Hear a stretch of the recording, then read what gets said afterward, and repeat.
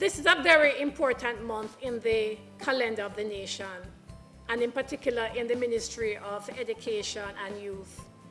Every policy and every initiative at the ministry is geared towards empowering, guiding, molding, and protecting our children. So we have an opportunity in Child Month to put all the issues related to children in the forefront and to listen to what they're saying and to hear from them what are the possible ways we can reach them and have the true impact that we want to have. It is incumbent upon us to stand up against injustice, to speak out against abuse, and to shield our children from harm's way. Together, we have the power to create a future where every child can flourish unencumbered by fear or exploitation.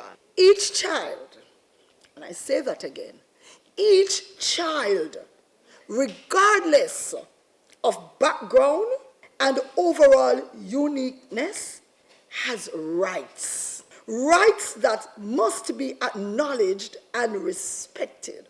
Jamaica, through the Child Care and Protection Act, seeks to highlight and protect these rights. The importance of the 211 number cannot be overemphasized.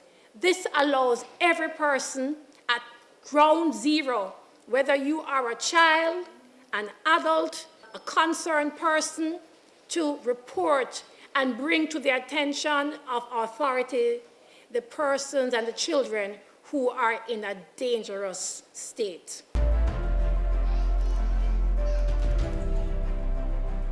Today, as we stand on the portal of another Child Month, let us recommit ourselves to the cause of children's rights.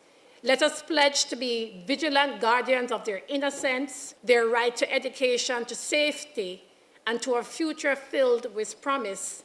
Let us encourage them to stand up, speak out, and ensure that every child's voice is heard, every child's right is protected, and every child's future is bright.